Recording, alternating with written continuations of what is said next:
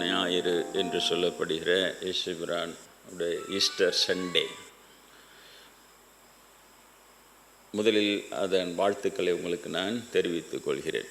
இயேசுபிரான் வெள்ளிக்கிழமை மாண்டார், ஞாயிற்றுக்கிழமை மீண்டும் உயிர்த்தெழுந்து வந்தார். இது சாத்தியமா சாமி என்றெல்லாம் கேட்க மாட்டீர்கள். அப்படி கேட்பவர்களாக இருந்தால் இங்கே வந்திருக்க மாட்டீர்கள். அதனால் சாத்தியம்தான் இவை. எல்லா விதமான சித்துக்களும் சாத்தியம்தான். இயேசுபிரான் 2000 ஆண்டுகளுக்கு முன்னால் தோன்றுகிறார். அப்பொழுது யூத சமயம் என்று சொல்லப்படுகிற அந்த சமயம் என்பது மிகவும் நன்றாக வந்து கொண்டே இருந்தது. அவர்கள் அடிமைகளாக இருந்தார்கள் எகிப்தியர்களிடம். அவர்களை மீட்டு கொண்டு வந்தார் மோசே. கடவுள் 10 கட்டளைகள் தருகிறார், இதை பின்பற்ற சொல் என்று சொல்லுகிறார். அப்படி மீட்டு கொண்டு வருகிறவர்களை அரசனின் படை துரத்தி கொண்டு வந்து கொல்வதற்கு வருகிறது. கடலை பிரித்து வழிவிட்டு இவர்களை மத்தியும் காப்பாற்றிவிட்டு அந்த படையை மொத்தமாக கடல் மூழ்கி அழித்து விடுகிறது. இவ்வளவு அந்த கடவுள் காப்பாற்றி கொண்டு வருகிறார். அவர்கள் சமைக்க வேண்டிய அவசியமே இல்லாமல் மன்னா என்கின்ற உணவு வானத்திலிருந்து அவர்கள் கொட்டும் தினமும். இந்த மன்னா என்ற உணவை சாப்பிட்டு கொண்டு வருவார்கள். அவர்களுக்கென்று உங்களுக்கென்று ஒரு நாடு இருக்கிறது, தேனாறு பாலாறு ஓடுகின்ற கானான் தேசம், அங்கு செல்லுங்கள் என்று சொல்லவே அதை நோக்கி வருகிறார்கள். ஒரு குழுவினராக புறப்பட்டவர்கள் அதுக்கு பிறகு 6 லட்சம் பேர் 7 லட்சம் பேராக பெரிய அளவிலே வந்து, ஆனால் அந்த 6 லட்சம் 7 லட்சம் பேராக வந்து கொண்டே இருக்கிறார்கள் அந்த கானான் தேசத்தை தேடி. அவ்வளவு பேருக்கும் கடவுள் தினமும் உணவு கொடுக்கிறார். அப்படின்னா அந்த எந்த அளவிற்கு மகிமை பொருந்திய இறைவன் இல்லையா? அந்த அளவிற்கு அப்படிலாம் வந்து அவர்கள் வளர்ந்து நிற்கின்ற அந்த வேளையிலே 13 பழங்குடியினத்தவர்கள் அவர்களாக பிரிந்திருக்கிறார்கள் அவர்கள். ஏன்னா மோசே மாத்திரமல்ல, டேவிட் என்கின்ற அரசன். அப்பொழுது அந்த கிங் டேவிட் அவனுடைய கதை தனியாக இருக்கிறது. அதே போல் எலியா. கிங் டேவிட் கதையை நான் மலையிலேருந்து இறங்கும்போது நம்ம அன்பர்களுக்கு 2 மணி நேரம் 2.5 மணி நேரம் இறங்கணும், முழுக்க சொல்லி முடிச்சிட்டேன். இறங்கிறதுக்குள்ளே சொல்லி முடிச்சிட்டேன். அதுலேயும் சின்ன 2 பிட்டு இன்னும் கூட இருக்குது, சின்ன கதைகள். பஸ்ஸுக்காக காத்துட்டு இருந்தபோது கீழே அப்போ 2 சின்ன அந்த பிட்டும் சொல்லிட்டேன். அதுக்கப்புறமா பார்த்தா அப்புறம் ஒரு பிட் 2-3 பிட்டு ஞாபகம் இருக்குது. அதே அது மாதிரி அது தனி அந்த கிங் டேவிட். அது மாதிரி நம்மக்கிட்ட எப்படி இங்கே 63 நாயன்மார்கள், 12 ஆழ்வார்கள், அந்த சிவபெருமான் விளையாடல் திருவிளையாடல்கள், மதுரையில் அந்த 64 திருவிளையாடல்கள் இப்படியே இருக்கிறது. இந்த மாதிரி இங்கே இருப்பதை போல அங்கும் நன்றாக அந்த மாதிரி கடவுளுடைய விளையாட்டு அற்புதமாக இருக்கிறது. கடைசியில் பார்க்கும்போது தான் இது எல்லாம் ஒரே கடவுள்னு வந்து சேரும். இங்கேயும் ஆதியும் அந்தமும் இல்லை, அரும்பெருஞ்சோதின்னு பாடுவார் மாணிக்கவாசகர் சுவாமிகள். அங்கேயும் காட் இஸ் லைட் அப்படின்னு சொல்லிட்டு ஒரு ஒளிப்பிழம்பு வானத்திற்கும் பூமிக்கு நின்று மோசேவிடம் பேசியது. அப்படி தான் இருக்கும் அங்கேயும். அதனால் கடைசியாக வரும்போது பிரம்மேந்திர சொன்ன அந்த கருத்து ஒன்று சேரும். இறைவன் ஒருவன் தான், ஆனால் அவன் ஆயிரக்கணக்கான வடிவங்களை எடுக்கிறான். ஏனென்றால் மக்கள் பலவிதமாக இருப்பதனால் அவர்களுக்கு நன்மை தருவதற்கு ஆயிரக்கணக்கான உருவங்களை எடுக்கிறான். இதுதான் அவர் சொன்னது. சரி, அப்போது அந்த மாதிரிலாம் வந்து வளர்ந்து கொண்டு வந்த ஒரு சமயம் இங்கு இந்தியாவிலும் நன்றாக வளருகிறது. இங்கே வளர்ச்சியை பற்றி சொல்லணுமா, விநாயகர், முருகர், அம்மையப்பன் இல்லையா, பெருமாள் இங்கு நன்றாக வளர்ந்து கொண்டு இருக்கிறது. முனீஸ்வரன், இப்போ ஐயப்பன் எல்லாம் எங்கேயுமே பிரச்சனை இருக்காது. பிள்ளையாரை கும்பிட்றோம், முருகரை கும்பிட்றவன் நம்மெல்லாம் இருக்காது. ஆனால் பிராமணன் நுழைந்த உடனே எல்லாமே பிரச்சனை ஆகிடும்.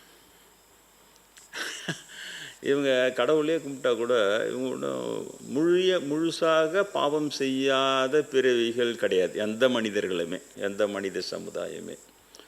அதனால் அந்த பாவத்துக்கு தண்டனையாகத்தான் பிராமணன் உள்ள நுழையிறான். நான் அப்படி தான் எடுத்துக்கிறேன். இல்லைனா ஏன் நல்லா இருக்கிற சமயத்தில் ஏன் பாப்பம் நுழைவானே இல்லையா? அங்கே நுழையிறான். பரிசேயர்கள், சதுசேயர்கள், வேதப்பாரகர்கள், இங்கே இருக்கிறாங்களே ஐயர், ஐயங்கார், பண்டிதர்கள், அதே மாதிரி தான். கிட்டத்தட்ட மேஜர் இந்த 3 குரூப் தான் அங்கே மேஜராக இருந்திருக்கும். அதில் நுழைஞ்ச உடனே அதனால் பல விஷயங்களை சொல்லிட்டேன். த சைலண்ட் பீரியட் ஆஃப் ஸ்பிரிச்சுவலிசம், அன்வயத்தின் மௌன காலம். அதில் பெரிய மகான் வந்திருக்க மாட்டாங்க. சின்ன சாமியாருங்க, சின்னதாக நீயா நானா அப்படின்னு சொல்லிட்டு இப்போ கூட ஓடுதில்ல, நீ ஆகோரியா ஆகோரியா பாடுற உன்னடாய் சொல்லிட்டு யூடியூப்பில் சமூகம் கொளுத்தின்னு இருக்குது.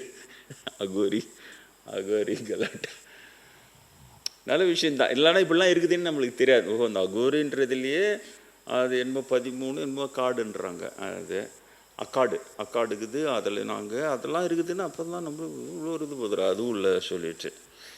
சரி, அது நல்ல விஷயம். அந்த மாதிரி ஆனாலும் சின்ன இவங்கதான்.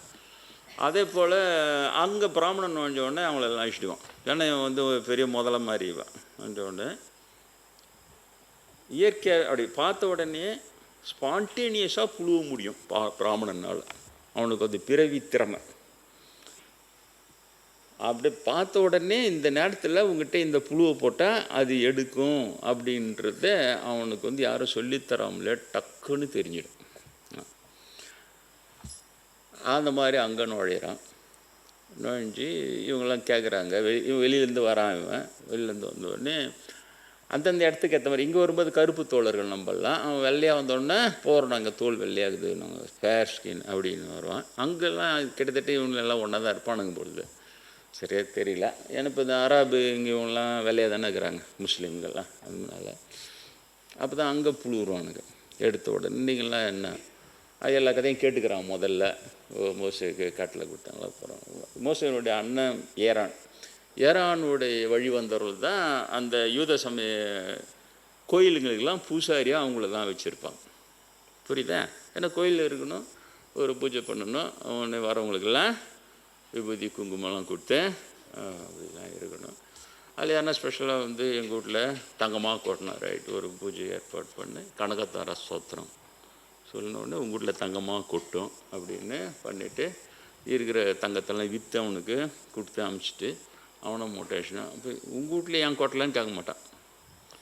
கனக சோத்திரமே வச்சுக்கிற ஊரானையெல்லாம் பணக்காரன் நகர்னா உங்கள் ஊரில் ஏன் பணக்காரன்? அதில் என் பையன் ஸ்டேட் போய்க்கிறான், இப்போ நல்ல சம்பளத்தில் இருக்கான். அதே கணக்கார சோத்திரம் சொல்லி உங்கள் வீட்டில் கொட்டிக்கலாம்ல. என்னமோ நடக்குது சொல்கிறேன். இதை போல் அந்த இடத்துல அவன் அந்த கரெக்டாக புழுவோம் போய் அடிப்பான் பிராமணன்னாலே. நம்ம மக்களுக்கு அதிகம் சொல்லி விளக்கம் செய்ய வேண்டிய அவசியம் இல்லை. எனக்கு அண்ணாமலையார்கிட்டே போய் அடிச்சுவான். நான் அடிமுடியை பார்த்துட்டேன், தாழம்பு சாட்சியை வச்சு புழுவி. அப்புறம் அண்ணாமலையார் கோயிலே உங்களை சேர்க்கக்கூடாதுன்னு தான் கொடுத்துருப்பார் பொழுது சாபம். டப்புக்குன்னு பிரம்மதாவா புளிப்பிட்டாரு. பிரம்மனுக்கு கோயில் கிடையாது சாபம் வருஷம். அங்கேயும் புளிவி அதை திருப்பிட்டான் பார்.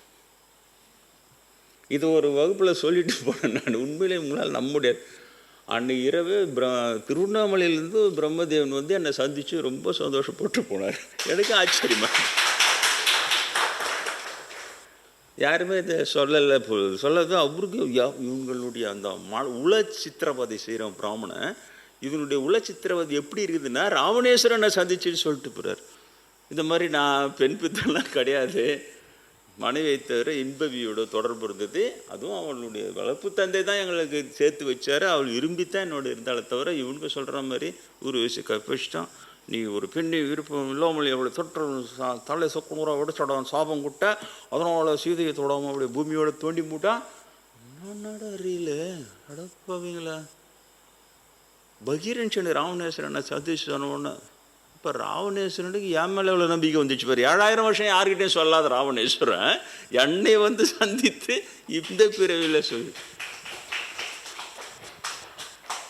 ரொம்ப ஆச்சரியமாக இருந்தது. அடப்போங்களா? அப்போ இதுதான். அப்புறம் அப்போது வள்ளலார் சொன்னது சரி தானே. புராணங்கள் அனைத்தும் பொய்யேன்ட்டு போனார் பார். பத்தியா? புராணங்கள் அனைத்தும் பொய்யேன்னா ராவணேஸ்வரம் உண்மை, ராமபிரானும் உண்மை. ஏன்னா என்னை சின்ன வயசுலேருந்து அவங்க தான் வளர்த்துன்னு வராங்க. ராமபிரானும் சீதா பிராட்டி ஆஞ்சநேயரும் என்னை பார்த்து வளர்த்துன்னு வராங்க. அவங்க கொடுத்த வரம் தான் இது எல்லாமே. உனக்காக இந்த 3 அடி குடியில் இறக்கி வேணும். சீதா பிராட்டி சிறு வயசில் எனக்கு கனவுல அது இறக்கி வச்ச குடியில் தான் இன்றைக்கி இந்த வளர்ந்துன்னு இருக்குது கட்டடமாக.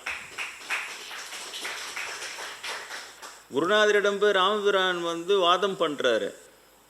அவனை சேலஞ்சு வச்சார் குருநாதர். நீ ஞானானுபூதி அடித்தாதான் நீ என் சீடன், இல்லைனா நீ ஒன்று என்ன குருன்னு சொல்லிக்க, நான் ஒன்று சீடன்னு சொல்லணுமே. அப்படி ஒரு சேலஞ்சு வச்சு தான் கொண்டு வந்தார். நான் அடிச்சிட்டேன். அது 1989 ஆகஸ்ட் மாதத்தில் ஜெயிச்சாச்சு இல்லையா? ஜெயிச்ச பிறகு ஆனால் அங்கே அவர் சுற்றி பிராமணனை சேர்த்து வச்சுருந்தார். அது இயற்கையாகவே அந்த பிராமணரில் மகானில் பிறந்து எவ்வளோதான் ஜாதி இல்லைனாலும் அவங்களுக்கு அந்த துடிப்புங்கிறத அவங்களால ஜெயிக்க முடியல. ஏன்னா சின்ன வயசுலேருந்து பிராமணாவே வாழ்த்து காட்டணுன்னு அவரால் முடியல. அவங்கள என்ன விடுவாங்க. பல வகுப்பில் சொல்லிட்டேன். எப்படி கமல் சாமி எம்இ படிச்சுட்டு நான் பிஇ படிச்சுட்டு அவங்களுக்கு நாங்கள் ஓவர் குவாலிஃபைடு, எங்களை உள்ள விட்டா நாங்கள் ஓவர்டேக் பண்ணிட்டு விட்டா என்ன செய்யறது?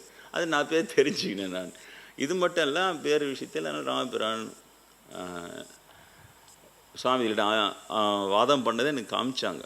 இந்த மாதிரி இளைஞர்கள் வழிவிட மாட்டேன்றீங்க. அப்போ அவன் கடைசி 70 வயசு வரைக்கும் அவன் தனியாகவே சமைச்சு சாப்பிட்டுன்னு இருக்கிறதான்னு கேட்குறாரு ராமபிரான்.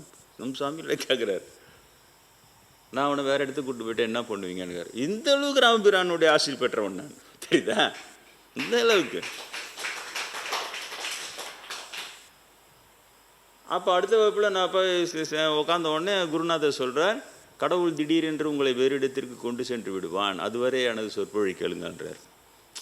நிரூபிக்கிறார் அதை. ராமபிரான் அப்படி என்கிட்ட கேட்டது உண்மைதான். கண்டிப்பாக வேறு இடத்துக்கு எடுத்துகிட்டு போயிடுவார். ஏன்னா அது முடியாது, இவங்கள உடச்சி அது இளைஞர்கள் வழிவிடலாம் மாட்டாங்க பாப்பான்னு. ஆண்பிராமிக்கு வழிவிட மாட்டானுங்க, இளைஞராக இருந்தால் வயதினா இருந்தாண்ணா. அப்படி வந்தவண்ணா நல்லா ராமபிரான் சீதா பிராட்டி ஆஞ்சநேயர் கனவுல காமிச்சு தான் இங்கே கொண்டு வர்றார். அப்போ இவர்களும் உண்மை, ராவணேஸ்வரனும் உண்மை. இப்போ ராவணேஸ்வரன் என்கிட்ட சொல்கிறார் போல, இதை போல் உண்மையிலே எனக்கு நம்ப மாட்டேங்க. ராவணேஸ்வரன் சட்டையை கைட்டிட்டு மரியாதையாக என்கிட்ட பேசிட்டு போனார். ராவணேஸ்வரன் என்கிட்ட பேசும்போது சட்டை இல்லாமல் தானே பெரியவங்க கிட்ட பேசும்போது சட்டை இல்லாமல் பேசிட்டு பூணூல் இல்லை, அதுக்காக கூட இருக்கலாம், பூணூல் இல்லை, நான் பிராமணன் கிடையாது. இப்போ எப்படி சாமானியத்தில் ராவணேஸ்வரன் பிராமணனாக மாற்றினானுங்கன்னு தெரியல. ராவணேஸ்வரன் ரொம்ப கீர்த்தி மிகுந்தவனாக இருந்திருக்கணும். இவனுக்கு தான் ஆட்டியை போடுறவனை வச்சேன். சிவப்போட கட்டினவெல்லாம் என் பொண்டாட்டி நானும் ஒருத்தன். அந்த மாதிரி யார் வசதியாக இருந்தாலும் அதெல்லாம் பிராமணன் பிடிக்குவான் இல்லையா? எனக்கே பதிவு போடுது. ஒரு பாப்பரை +2 பிடிக்கணும். விவேகானந்தர் பிராமினா என்ன எல்லாரையும் நான் கேட்டேன், நந்தனாரை விட்டு வச்சு கேட்டேன். பிராமி சேர்த்து என்ன காசாக போனோமா? காந்தி பிராமணா ஒருத்தன் என்கிட்ட, காந்தி பிராமணா தான் அப்படியா எல்லாத்தையும் அவரை சுட்டு கொண்டவன் தாண்டா பிராமணன். இன்னும் அதுக்கப்புறம் ஆமாம் நான் அப்புறம் வெரிஃபை பண்ணேன், ஒரு நான் ப்ரொஃபைல் பண்ணுவேன். செய்யறது அவங்கக்கிட்ட போய் அந்த மாதிரி பொய்ன்னா பொய், பாப்பார பொய், அவ்வளோ பெரிய பொய். அண்ணாமலையார்கிட்ட புழு, நீ நானே மாத்திரம் அட உங்ககிட்ட புழு என்கிட்ட புழு வருது. இதெல்லாம் அண்ணாமலைகிட்ட புழுட்டான் பார். நான் அடிப்படி பார்த்துட்டேன் டப்புக்குன்னு. யார் சாட்சிதோ தாழம்பு சாட்சி சொல். ஆமாம் பார்த்துட்டாரு இவர் தாழம்பு. அது என்ன பூவோ தெரியல. விட்டார் சாபம். அவர் புழு விட்டீங்களாட போனாட, உங்களுக்கு கோயில் கிடையாதுடா அப்படின்னாரு. அப்படி யோசிச்சான். சரி சிவனே எல்லாருக்கும் எல்லாத்தையும் சொல்லி இருக்க போகிறாரா? டக்குன்னு பிரம்மதெய்வம் புழி விட்டார். அதனால் பிரம்மாவுக்கு கோயில் கிடையாது சவிச்சிட்டார், பிரம்மாவுக்கு கோயில் கிடையாது அப்படின்ட்டான். அழகாக இவன் தான் விட்டு அண்ணாமலையாருக்கு பூஜை. அப்போ அந்த பிரம்மதேவன் நான் சொல்கிறேன், இந்த பாப்பாடுங்களா நீங்கள் பண்ணுற கலாட்டா சாதாரண மக்களை ஏமாத்தது மட்டும் இல்லைடா. ராவணேஸ்வரன்னு அது ஏதோ சொல்கிறாங்க, ராமாயணம் நடந்து 7300 ஆண்டோ ஏதோ ஆயிடுச்சுன்னு சொல்கிறாங்க. அவ்வளோ வருஷமாக ஒரு ராவணேஸ்வரன் மனசை புழுங்க வச்சு நிற்கிறீங்கடா. ராவணேஸ்வரன் எவ்வளோ தூரம் தாங்கலைன்னா என்கிட்ட இந்த பிரிவில் இப்போ சந்திச்சு சொல்லு. இந்த மாதிரி நான் கிடையாது, பிராமணன் கிடையாது, நான் எந்த பெண்ணையும் நான் கற்பழிச்சலாம் கிடையாது சொல்லிட்டு அந்த இன்பவியும் காட்டினார் எனக்கு. அவங்க வையத்துள் வாழ்வாங்க வாழ்ந்து வானுரையும் தெய்வத்தில் வைக்கப்பட்டு இருக்கிறாங்க. தெய்வ உலகத்தில் என்ன பண்ணுவீங்க நீங்கள்? இவங்களை வச்சுன்னு முதல்ல இவனுக்கு எந்த நாட்டில் நோண்டாலும் முதல்ல கேப்சர் பண்ணுறது இந்த சமயத்தை தான் கேப்சர் பண்ணுவோம். ஏன்னா அங்கே தான் நம்பிக்கைன்ற ஒரு வார்த்தை அந்த இடத்துல இருக்கும். அங்கே தான் கடவுளுக்கு விரோதி நீன்னு சொல்லி உன்னை மிரட்ட முடியும், உன்னை பயமுறுத்த முடியும். பயமுறுத்தி அவன் புழுவெல்லாம் மண்டையில் ஏற்றிட்டான்னா அதோட நீ அவுட்டு. அப்படி தான் அங்கே அவுட் ஆக்கு. நான் நுழைஞ்சு இங்கேயும் நல்லா இருந்தது, சமண சமயமும் இருந்தது, பௌத்த சமயமும் இருந்தது, இந்து சமயம் இருந்தது. மூணுமே சமமாகவே இருந்த ஒரு இடம். உனக்கு பிடிச்ச புத்தரை நீ பின்பற்றிக்கொள், உனக்கு பிடிச்ச மகாவீரரை நீ பின்பற்றிக்கொள் சொல்லிவிட்டு நான் பலமுறை சொல்லியிருக்கிறேன். 63 நாயன்மார்களில் ஒரு நாயன்மார் கடற்சிங்க நாயனார் இல்லையா, வடபுலம் என்றான். கடற்சிங்கன் வடபுலம் வரைக்கும் வென்று ராஜேந்திர சோழனை தான் பெருமையாக சொல்கிறோம் இல்லையா. அதற்கு முன்னாலே கடற்சிங்கனே வடபுலம் வரைக்கும் அவனுடைய ராஜ்யம் பரவி இருந்தது. பேரரசன், அவனை யாராலுமே ஜெயிக்க முடியாது. சைவ மன்னன், சிவபக்தன். அவன் யாரை திருமணம் செய்து கொள்கிறான்? சௌராஷ்டிரா நாட்டை சேர்ந்த ஜைன மன்னனின் மகளைத்தான் அவனுக்கு கல்யாணம் பண்ணியிருக்கிறான். திருமணம் செய்து வைத்தவர் செருத்துணை நாயனார் என்கின்ற சிவபக்தன். கடற்சிங்கனுடைய வீரத்துக்கும் இவளுடைய பேரழகி அவள், இவளுடைய அழகு இருக்க ரெண்டும் சரியா இருக்கும். இவங்க 2 பேரும் திருமணம் செய்ய அவன் தான் முன்னின்று அந்த திருமணத்தை ஏற்பாடு செய்கிறான். ஏதோ ஒரு காரணத்தினால திருமணத்துக்கு போக முடியாமல் போயிடுச்சு அவனால். அதனால் அவனுக்கு அந்த இதெல்லாம் தெரியல. அவள் அழகை கேள்விப்பட்டே அதை ஏற்பாடு பண்ணுறான், பார்த்தது கூட கிடையாது. அவன் கடற்சிங்கனும் செருத்துணை நாயனார நண்பர்கள். நீங்கள் என்ன சொல்கிறீங்க? ஜைன சமண சமயமோ சைவ சமயமோ சண்டை போட்டுக்கினா இருந்தது, மக்கள் சண்டை போட்டுனா இருந்தாங்க. இந்த அளவுக்கு ஒற்றுமையாக வாழறாங்க. மன்னனே கொள்வினை கொடுப்பினையில் இருக்கிறாங்க. அவனுக்கு சமயமோ வேற பேதமோ அவங்களுக்கு நடுவில் நிற்கலை. பார்ப்பன நுழையிறான் பார். எங்கே நுழையிறான், எப்போ நுழையிறான்? அங்கே இயேசுவை கொண்டுட்டு இங்கே விட இங்கே நுழையிருந்த உடனே இங்கே எல்லா குட்டிக்கெல்லாம் ஆரம்பிச்சு அங்கே நிம்மதியாக வழி நடத்தின்னு அந்த மக்களுக்கு புரிய வைத்து அந்த 10 கட்டில் தாய் தந்தையை வயது காலத்தில் காப்பாற்றலைன்னா கல்லால் அடிச்சு சாவடின்னு சொல்லி அதே மாதிரி கணவனுக்கு துரோகம் செஞ்ச அந்த பிறன் மனைவியை அவன் இது இருந்தால் 2 பேரையும் வச்சு கல்லால் அடிச்சு சாவடிக்க வைக்கிறார் மோசே. இது வரைக்கும் அவன் இவனுடைய நெருங்கிய நண்பன், இருந்தாலும் நீ செய்தது தவறு சொல்லிட்டு கள்ள தொடர்பு பிடிச்சிட்டு ஒன்று 2 பேர் கல்லால் அந்த அளவுக்கு டைட் பண்ணி ஸ்ட்ரிக்ட் பண்ணி கொண்டு வர ஒரு சமயம் பாப்பனுடைய ரம்பத்தை வெளியிலேருந்து நுழைஞ்சோன்னு கெட்டு குட்டிச்சு வர போச்சு. அதை தான் இயேசுபிரான் கண்டிக்கிறார். அப்புறம் தான் அவங்க தான் விடமான்றாங்க ஏறானு இவங்க. அப்போ புதுசாக இவங்க சாமியம் தனியாக இதை அடித்து புது பொய் அடிக்கிறானு. என்ன 10 கட்டளைகளே உங்களால் புரிந்து கொள்ள முடியாது, இது புரிந்து கொள்ள முடியாதான். அப்பா அம்மா வயசான காலத்தில் கவனிக்கலாம், கல்லால் அடிச்சு சாவடிறான்னு சொல்ல அது புரிந்து போல அது விளக்கம் சொல்லி உங்களுக்கு புரிய வைப்பதற்காக கடவுள் எக்களை அனுப்பியிருக்கிறான். பத்தியா எடுத்த உடனே நீங்களும் முட்டாளு, உங்களுக்கு நாங்கள் அறிவு சொல்கிற அறிவாளிங்க. அப்படி தான் நுழையணும் எல்லா இடத்துலையும். அந்த மாதிரி நுழைந்து இவங்களுடைய குருமார்கள்னு இது பண்ணி இவங்களுக்காக தெரியாது. மீதி எனக்கு தெரிஞ்ச ஆதி சமய குருமாரெலாம் ஒரு அமைதியாக இருப்பாங்க. அவங்க இந்த மாதிரி ஒரு பண்ணி தன்னை வளர்த்துக்கின்னு தனக்கு முக்கியத்துவம் கொடுத்துக்கின்னு அது மாதிரிலாம் பண்ண மாட்டாங்க. சிவனுக்குன்னா சிவனுக்கு முக்கியத்துவம் கொடு இந்த சொல்லுவாங்க. அவங்களுக்கு வரையும் சின்ன அளவில் ஒரு கொஞ்சம் பிரபல்யமாக இருப்பாங்க, ஒரு மதிப்பு மரியாதை இருந்துருவாங்களே தவிர பெரிய அளவில் ஐடியா போட்டு இந்த மாதிரிலாம் பண்ண மாட்டாங்க. பாப்பானுங்க மாதிரி அதை அந்த அதிகார மையங்களெல்லாம் பிடிச்சி ஆட்டி படித்து ரொம்ப நாஸ்தி இவனுங்க. அதே மாதிரி தான் அங்கே பண்ணுறானு பண்ணிவிட்டு அதுக்கப்புறம் இவனுக்கு எது சொன்னாலும் யாரும் எடுத்து கேட்க முடியாது நிலைமைக்கு ஆளாக்கிடுறானு. அந்த இதுவெல்லாம் உருட்டுவானுங்க, மிரட்டுவானுங்க, கொலை பண்ணுவானுங்க. சர்வசாதாரண விஷயம் அவனுங்களுக்கு. பக்கம் பண்ணிக்கினே இருப்பானுங்க. இன்னொரு பக்கம் ஆதாரம் காட்டு, எங்கே ஆதாரம் இருக்குது.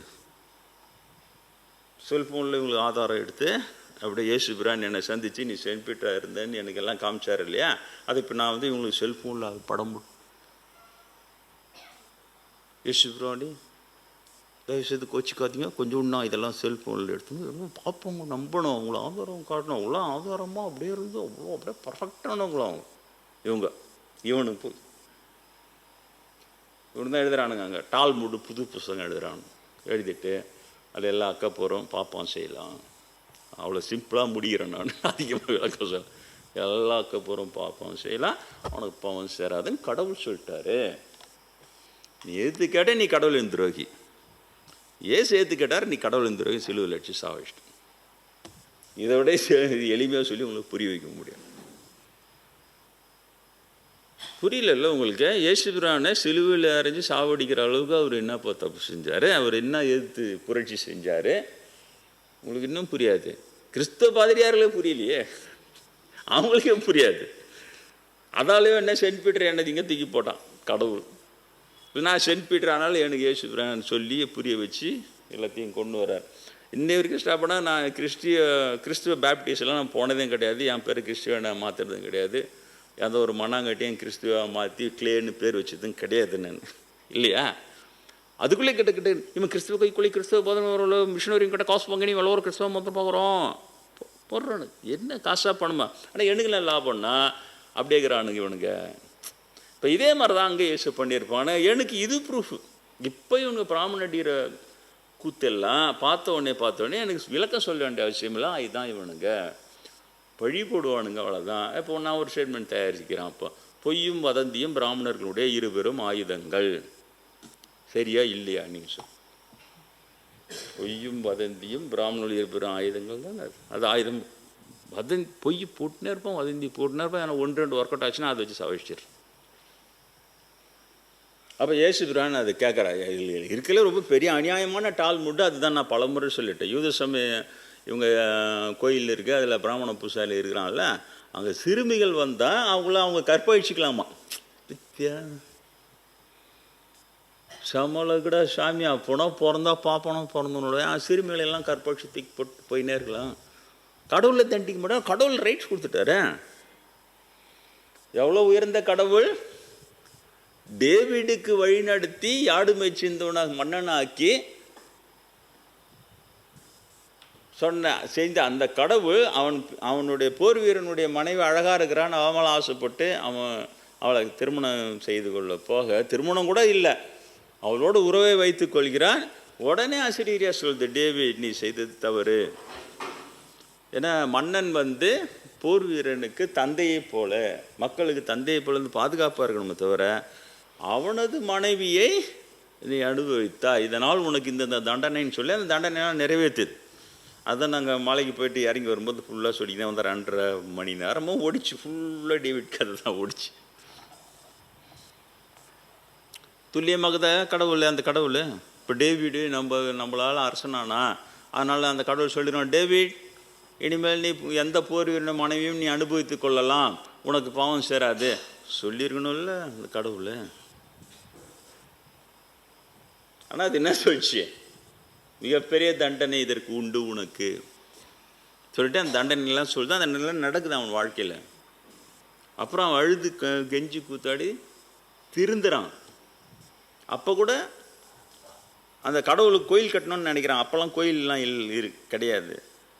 கடவுள் கோயில் உன்னால் கட்ட முடியாதுன்னு சொல்லி, இந்த பாவத்தினால நீ கோயில் கட்ட முடியாதுன்னு சொல்லி திரும்ப அழுகுறான், கெஞ்சறான், தெரியாமல் செஞ்சுட்டான். அந்த பெண்ணும் அழுகுறா. அவர் சரி உனக்கு பிறக்கும் ஒரு மகன், நீ கட்ட எண்ணிய கோயிலை கட்டுவான்.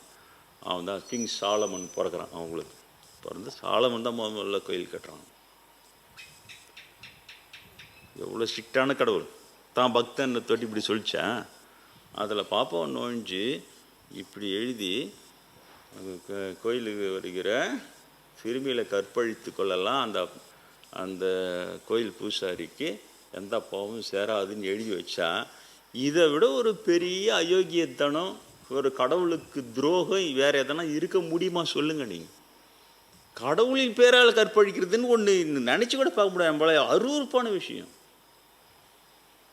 அதை கடவுள் கொடுத்தாரு. அதை தான் இயேசுகிறான் கண்டி. ஏன்னா முந்தா நாள் செத்தார் வெள்ளிக்கிழமை, இன்னைக்கு ஞாயிற்றுக்கிழமை உயிர் தெழுந்து காட்டிட்டார் தேவகுமாரன்னு. ஆனால் ஏன் செத்தார், ஏன் சாவடிச்சாங்கன்றது இன்றைக்கி யாருக்குமே சொல்கிறதே கிடையாது. இவங்க கிறிஸ்தவ பாதிரிமார்களாக இருக்கும்போது பட்டாசு வச்சு காட்டி எல்லாம் போட்டு இயேசுவின் நாமத்தினாலே இல்லையா, இன்னும் அதிலே இருக்கிறாங்க. இவங்களுக்கு இதுக்கு டைம் இல்லை. இயேசுவின் நாமத்தினாலே பிசாசுகளை ஓடிப்போங்க, எல்லா பிசாசும் ஓடி போகுது. பிசாசு ஓட்டுற வேலை எக்கச்சக்கமாக ஆகிடுது உங்களுக்கு. ஏன்? அது ஓடி போய் கொஞ்ச நாள்லேயே அது ஒரு 5 பிசாசு எக்ஸ்ட்ரா கூட்டுன்னு ஓடி வந்துடுது. வனாந்தரத்தில் சுற்றிட்டு எக்ஸ்ட்ரா ஒரு 5 பிசாசு கூட்டுன்னு வந்துடும். நான் சொல்ல சார், இயேசு தான் சொன்னார். அப்புறம் 5 ஒன்று 6 பிசாசு இப்போ ஓட்டி ஆகணும் இவங்க யார்? கிறிஸ்தவர். அதனால் இயேசு நாமத்தினாலே 6 பிசாசை ஓடிப்பாங்க. அப்புறம் இந்த 6 ஓடி போய் 6 5 30 எடுத்துன்னு வந்து கூட்டின்னு வந்து. நான் சொல்ல இயேசு தான் சொல்கிறார், இந்த பிசாசுகளை ஒரு முறை ஓட்டி விட்டால் அந்த வனாந்தரங்களை சுற்றி திரிந்து மேலும் 5 பிசாசுகளை அழைத்து கொண்டு வந்து மீண்டும் அவனிடமே குடியேறி விடுகிறது என்னார் இயேசு சொன்னார். அப்போ நான் சொல்கிறக்கான கரெக்டு தானே. அப்போ இந்த பாதிரியாருங்களுக்கு, பிசாசு ஓட்டுற பாதிரியாருங்களுக்கு லைஃப் டைமாக அவங்களுக்கு ஜாப்லெஸ்ன்ற ஒரு வார்த்தையே இருக்கே இருக்காது. ஏன்? ஒரு பிசாசு ஓட்டினா 5 பிசாசு கூட்டின்னு வந்துடும். 5 ஒன்று 6 பிசாசு ஒன்று 6 5 30 கூட்டின்னு வரும். 30 ஓட்டிட்டின்னா அது போய் 6 5 கூட்டின்னு வரும். ஓட்டினே இருக்கலாம். இப்போ புரியுதா? பாதிரியார் மேலே எந்த தப்பும் இல்லை. இதுக்கு தான் அவனுக்கு டைம் சரியாக இருக்குதே தவிர, இயேசுபிரானே ஏன் கொண்டா, எதுக்கு கொண்டா, அவன் கொண்டுட்டான், அவன் தான் இப்போ இங்கே இந்து பாப்பான உட்காந்துக்கிறான், அதெல்லாம் கண்டுபிடிச்சி சொல்கிறது அவனுக்கு டைமே கிடையாது. நம்ம சொன்னாங்க அப்படியா? ஏன் அதை சொல்கிறவனா இருந்தால் கிறிஸ்துவ பாதிரியார் 70 பிராமணர்களே கிறிஸ்துவர்களாக மாறிட்டாங்கன்னு பெருமையாக சொல்கிறார் ஒருத்தர். அடப்பாவுமே போச்சு. அப்போ எனக்கு ரிவீல் பண்ண இந்த உண்மையை பாதிரிமார்களே அப்போ உங்களுக்கு இயேசுபிரான் அதை ரிவீல் பண்ணலை. தெரியுதா? வித்தியாசம் தெரிகிறது. அப்போ இனிமேலாவது சொல்லுங்கள், அவ்வளோதான். எனக்கு கமெண்ட் போகிறான் 1-2 பாதிரியா, எல்லா பாதிரியும் போகிறதில்ல, 1 போகிறோம் 200% ஃப்ராட் அப்படி ஒருத்தர் போடுறாரு. இன்னொருத்தன் பாதிரியாரா நான் தெரில, பேக் பயலே அப்படின்னு போகிறது. சரியான ஒருவனை தவறானவன் என்று நீ சொன்னால், ஒரு உண்மையாளனை பொய்யன் என்று சொன்னால் அந்த பாவத்திற்கு மன்னிப்பே கிடையாது. நான் சொல், மன்னிப்பின் தலைவர் இயேசு தான். அவர் ஒரே ஒரு 10 மன்னிப்பு கிடையாதுன்னாரு. இப்போ எங்கே பாப்பா போகிறீங்க? 200% ஃப்ராடுன்னு போட்டவங்க இல்லை கிடையாதுன்றீங்கள. தவறான ஒருவன் சரியானவனை போல் ஏமாத்தினா நீ போட்டால் கரெக்டு. ஏன் உங்களுக்கு அந்த எச்சரிக்கை உள்ள வேலை செய்யலை? ஒரு வேளையும் சரியானவனாக இருந்து விட்டால் இது பெரிய பாவமாக இருக்குமே, இந்த பாவத்தை மன்னிப்பே கிடையாது, ஏன்ப்பா அந்த ஜாக்கிரதை வேலை செய்யலை? இவங்க பாதிரிமார்களே கிடையாது. தெரியுதா? There are paid pastors. சம்பளத்துக்கு வேலை செய்கிற பாதிரிமார்கள் இவ்வளோதான். அவங்களால நேரடியாக உண்மைகளை தெரிந்து கொள்ளலாம் முடியாது. இதை இதை இப்போ இந்த சொற்பொழிவை இதை நான் சொன்ன இந்த ஸ்டேட்மெண்ட்டை அந்த யூடியூப் வீடியோவிலே யாராவது உண்மையான பாதிரிமார் கேட்டால் கண்டிப்பாக அவன் கைத்தட்டுவான். எனக்கு அங்கே கண்டிப்பாக கைத்தட்டுவான். ஏன்? அது சரியான ஸ்டேட்மெண்ட்டு.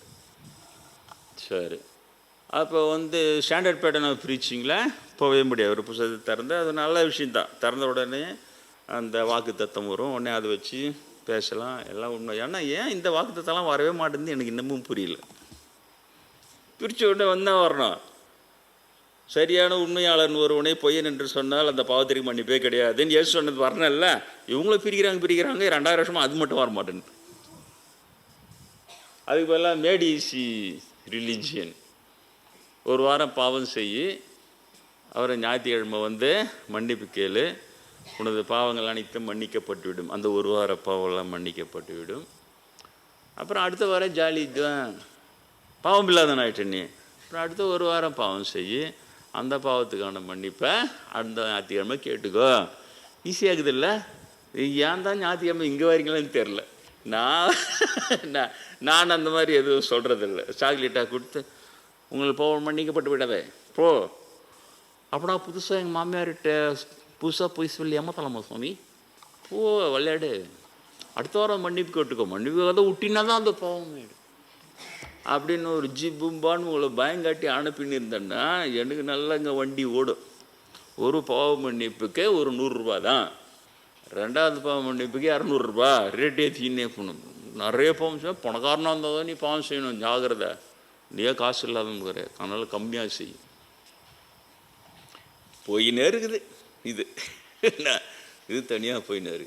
ஆனால் நீங்கள் தெரிந்து கொள்ளுங்கள், ஏன் இயேசு பிரானை கொன்றார்கள் என்றால், இதே இங்கு இருக்கிற இதே பிராமணர்கள், இவர்கள்தான் 1300 ஆண்டுகளுக்கு முன்னால் இங்கு சமண பிராமணர்கள் பௌத்த பிராமணர்களாக இருந்தவர்கள். இவர்கள்தான் அதற்கு முன்னால் 70 ஆண்டுகளுக்கு முன்னால் யூத பிராமணர்களாக இருந்து இயேசுவை இப்படி வாட்டியவாதிக்கு சிலுவையில் இருந்து கொன்றவர்கள். தெரியுதா?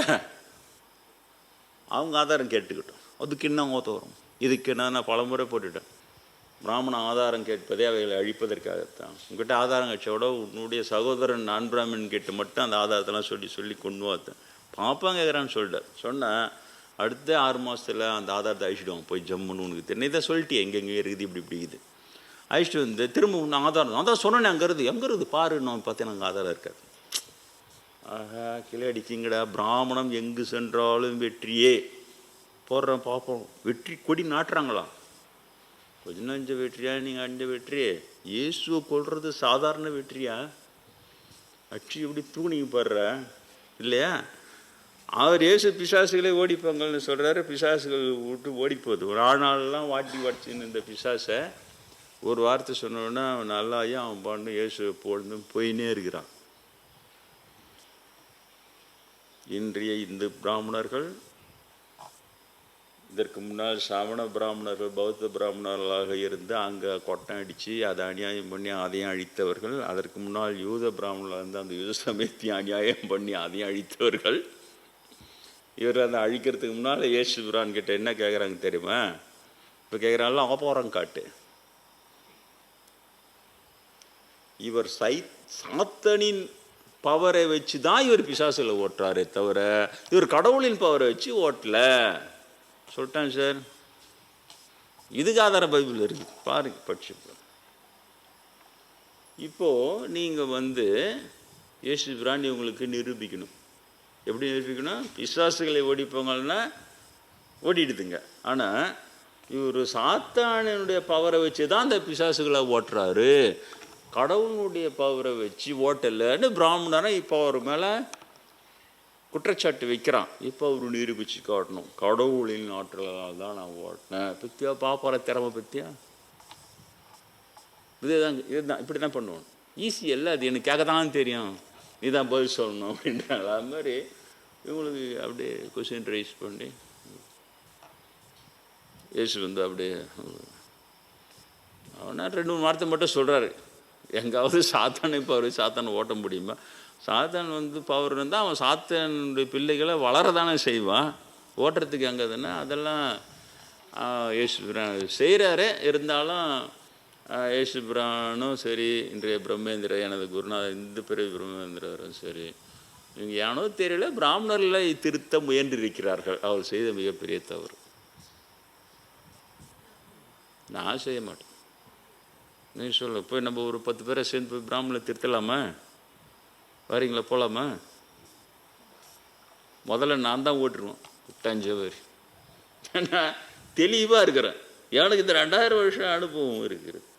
பிராமணர்களை திருத்த முயலாதே, கொலை செய்து விடுவார்கள். செஞ்சிட்டாங்களா இல்லையா இயேசுவை? அதனால் அதுக்காக சொல்ல வரும், இவர்களுடைய இயல்பு இதுதான். அவன் கொலை பண்ணிக்கினே இருப்பான். இன்னொரு பக்கம் நீ வாதம் மேலே வாதம் அறிவு திறமையாக அப்படியே போட்டு உன்னை மடக்கி அப்படியே வார்த்தையில் போட்டு பின்னி எடுத்து நம்ம கிராமத்தில் சொல்லுவாங்க, வாயிலேயே வளர்ப்பு ஓட்டுறான்.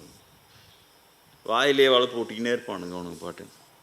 வாயில் வளர்ப்பு ஓட்டி அங்கே எங்கன்னா பயிர் விளையுமா? அதுலேருந்து காய்கறி தான் நம்மளால் அறுவடை செய்ய முடியுமா? ஒன்றுமே செய்ய முடியும். ஆனால் வாயிலே வளர்ப்பு ஓட்டி அந்த நேரத்தை சமாளிச்சுன்னே இருப்பானுங்க. தன்னை வலிமைப்படுத்தி கொண்ட உடனே டக்குன்னு விட்டுட்டு, ஆமாம் அப்படி தான் செஞ்ச பெண்ணா இப்போ அப்படின்வான். நீ நேற்று வரைக்கும் அப்படி இப்படின்னு அப்படி தான் செய்வான். நீ முட்டாளாக இருந்து ஏமாந்தா அதுக்கு நான் என்ன பண்ணுவோம்? நீ தான் அறிவாளியாக வந்துருக்கணும். நீ ஏமாந்துட்டினா அதுக்கு நாங்கள் என்ன பண்ணுறோம்? இந்த மாதிரிலாம் இருக்கும். ரொம்ப கேவலமாக இருக்கும். பிராமணனுடைய வாதமும் அவங்களுடைய திறமையும் அவங்களுடைய சாதுரியமும் ரொம்ப கேவலமானது என்பதை நன்றாக தெரிந்து கொள்ளுங்கள். அவங்கள சொல்லப்போனால் அவங்கள பார்த்தாலே பயப்படணும். எங்கன்னா நம்ம குழந்தைங்களுக்கு எடுத்துகிட போகிறானுங்க. புழுவி அந்த குழந்தைங்களை சொன்னல, ஒரு நாடார் சமூகத்து பையன்கிட்ட அந்த பிராமணம் கொஞ்சம் கூட ஒரு கூச்சமே சொல்கிறான் சார். அவன் பிராமண சங்கத்தில் உட்காந்து சொல்கிறான் சார், நாடார் பையன் என்கிட்ட வந்தான், நீ பாவம் செய்யதாண்டா பிறந்துக்கிற, நீ பாவம்தான் செய்யணும்னு சொன்னாராம். இவர் அறிவுரை சொல்லிட்டாராம். இப்படி இல்லை, ஒரு மாதிரி அருவருப்பாக இருக்கணும். பாப்பானில் பார்த்தாலும் உண்மையிலேயே ரொம்ப அருவருப்பாக இருக்கணும். முதல்ல மனுஷன்லாம் வாழ கற்றுங்கடா. நீங்கள் அதுக்கப்புறம் நீங்கள் வாதம் எல்லாம் பண்ணலாம். வேதங்களை எவர்களும் அழிக்க முடியாது, வேதங்களை எதிர்த்தவர்களும் அழிந்து விடுவார்கள், வேதங்களை அழிக்கணும்னு தான் உலகமும் அழிந்து விடும், நீங்கள் அதை தெரிஞ்சுக்கோ. போன வாரம் ஒரு பாப்பானுக்கு போடுறான். வேதங்களை யாரும் ஆயிடுச்சா இல்லை வேதத்தை யாரும் ஒன்றா ஆயிடுச்சா, அது கிடக்கட்டேன்டா. முதல்ல நீங்கள் மனுஷன்லாம் வாழ கற்றுங்கடா. தெரியுதா? ஜென்ரல் ஸ்டேட்மெண்ட் ரெடி பண்ணிப்பானுங்க. அப்படியே இவனுக்கு தான் இன்னும் வேதத்தை காப்பாற்றுற மாதிரியும் நம்மளாம் அப்படியே வேதத்தை எதிர்க்கிற மாதிரியும் அப்படியே அந்த மாதிரி ஒரு தோற்றத்தை உருவாக்கி அவனுக்கு தோதான இடத்துல நம்ம எடுத்துன்னு வந்து நிறுத்திப்போம்.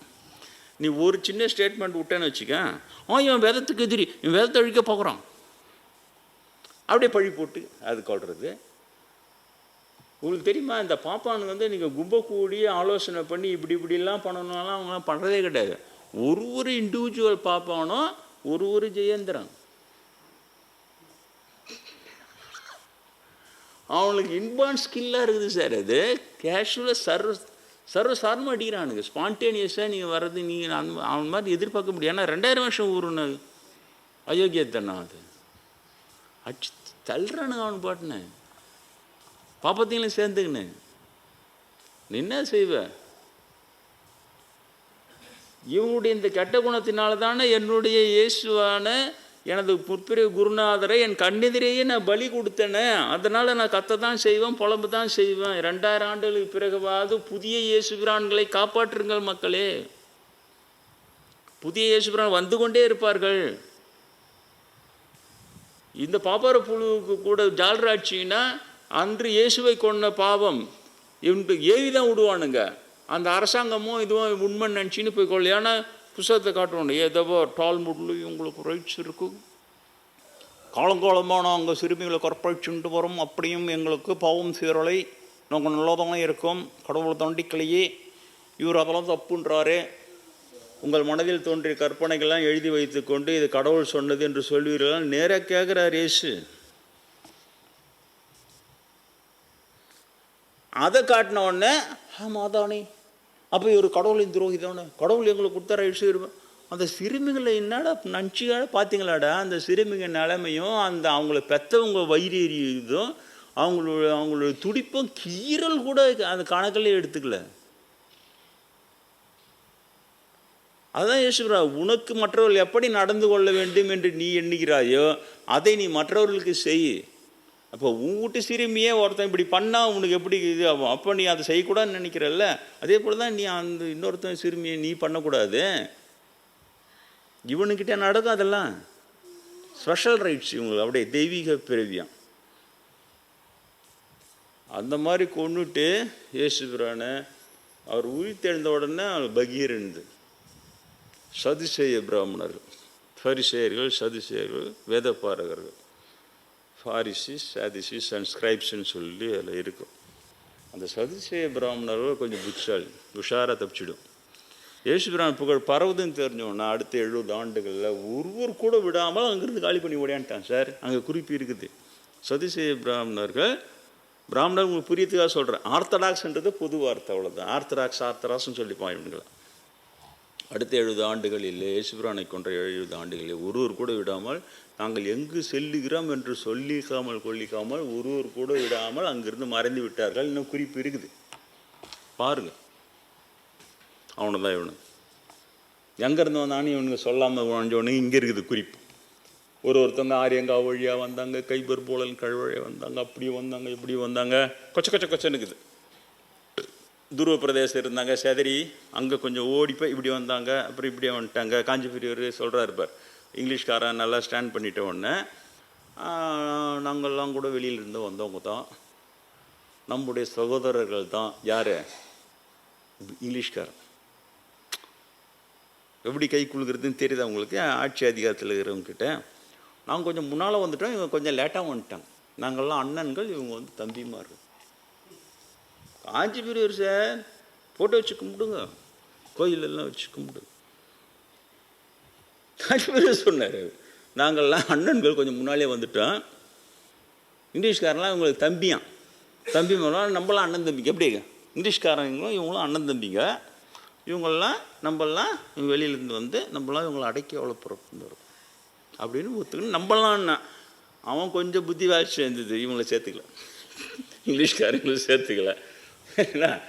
அப்போ என்ன தான் சொல்கிறேன், இவங்களுக்குள்ளும் இந்து மத சட்டத்தில் எங்களுக்கு வந்து கொற்பழிக்கிறதுக்கு ரைட்ஸ் இருக்குது. இங்கே காசிலேயோ எங்கேயோ ஒரு இடத்துல இளவரசி இங்கே வந்து கோயிலுக்கு வந்து போகிறதுக்குன்னு தனியான ஒரு ரகசிய பாதை இருக்குமா. அரச குடும்பத்தினர் வந்து கோயில் வழிபட்டுட்டு திரும்ப அது வழியாக தான் போய்டும், ஏன்னா பப்ளிக்கில் கலக்க முடியாது, அவங்களால தொல்லை வரும் அப்படின்னு சொல்லிட்டு. அந்த மாதிரி ஒரு இளவரசி தனியாக வந்திருக்கிறா. பூஜை முடிஞ்சு போகும்போது பின்னாலே போய் அந்த பூசாரி அவளை ரேப் பண்ணிட்டான். அவங்களுக்கு தான் ரைட்ஸ் இருக்கு. பிராமணன் வந்து ஒரு பெண்ணை ரேப் பண்ணிட்டா அவனுக்கு முடி மட்டும் வெட்டிடணுமா. அப்படி கூட எச்சரிக்கையாக இருங்க, பிராமணன் எல்லாம் வந்தால் அவனுக்கு போனால் முடி தானே போச்சு, நம்மளுக்கு கருப்பே போச்சு இல்லையா. அப்படி அநியாயம் பிடிச்சோணும் சார் இவனுங்க. எல்லாம் சேர்ந்து ஆர்கியூ பண்ணுறாங்க. இந்த இப்போ காஞ்சி பேர் சொன்னார்ல, நம்மள ஒன்றுங்க அதெல்லாம் வந்து எங்களை சுவாசத்தில் இருக்கோ அதெல்லாம் அவனுக்கு தண்டனை கொடுத்துடலாம், அதெல்லாம் என்ன அதெல்லாம் தண்டிச்சிடணும், கண்டிப்பாக தண்டிச்சிடணும். இப்போ என்ன பண்ணால் நாள் முடியை கட் பண்ணிடணும். பிரிட்டிஷ்காரன் ஒத்துக்கல, அங்கே தான் தோற்று போனானுங்க. அவனை தூக்கில் போட்டான் அந்த பூசாரியை, பிராமண பூசாரி. பிரம்மகத்தி வந்துடும் எது ஒன்றா வரட்டுண்டா, எங்களுக்கு கிடையாது அதெல்லாம், எங்களுக்கு அந்த ரூல்ஸ் எல்லாம் இன்னும் ஒர்க் அவுட் ஆகாது, எல்லாம் நியாயம் எல்லாம் நியாயம் தான். பிரிட்டிஷ்காரன் நியாயமாக இருந்தான் சார் நம்மளுக்கு. இவ்வளோ அநியாய கலவக்காரனுங்க இவனுங்க. அதனால் சும்மா ஈஸ்டர் பண்டிகைன்னு அப்படியே கொண்டாடி பலூன் வச்சு அப்படியே ஒரு சாக்லேட் கொடுத்து முடிஞ்சா ஒரு வான வேடிக்கைலாம் விட்டு டமால் டிமால் 13 குரங்குங்க இருந்துங்க, அதுங்க ஓடியாக போயிட்டுருக்கும். ஒரு பெட்டாலியன் வந்து இறங்கிச்சு, குரங்கு பெட்டாலியன்னு. நான் சொல்லிட்டேன், சுற்றிலும் நல்லா வச்சுக்கிறாங்க, அதுக்கு எல்லாம் வாழை பிஞ்சில் எல்லாம் காலி பண்ணால் அவங்க யாரும் சும்மா இருக்க மாட்டாங்க, அவங்க பழைப்பா தான் அவங்க தேற்றி விட்ருவாங்கப்பா அப்படின்னு. அப்படி தேற்றிட்டாங்க சக்ஸஸ்ஃபுல்லாக. ஆனால் நம்ம ஆஞ்சநேயர் வச்சுக்கிறோம், நம்ம குரங்கு என்கிட்ட அப்படியே ஃப்ரெண்ட்லியாக பழகிடுச்சிங்கன்னா தக்காளி கொடுக்குறேன், தேங்காய் கொடுக்குறேன், போய் பார்த்தா என் வராண்டாவில் படுத்துன்னு நல்லா கொரட்டை விட்டுன்னு தூங்குதுங்க குரங்கு. ஜாலியாக நிம்மதியாக கொரட்டை விட்டு தூங்கின்னு. குட்டி குரங்கு என்னை பார்த்தோன்னா குஷியாக இங்கே குதிச்சு அங்கே குதிச்சு ஏன்னா கொடுக்குறோம் அப்படி பார்த்தீங்கன்னா அதுக்கு சந்தோஷம் ஆகிடுதுங்க. ஒரு பக்கம் சந்தோஷமாக தான் இருக்குது.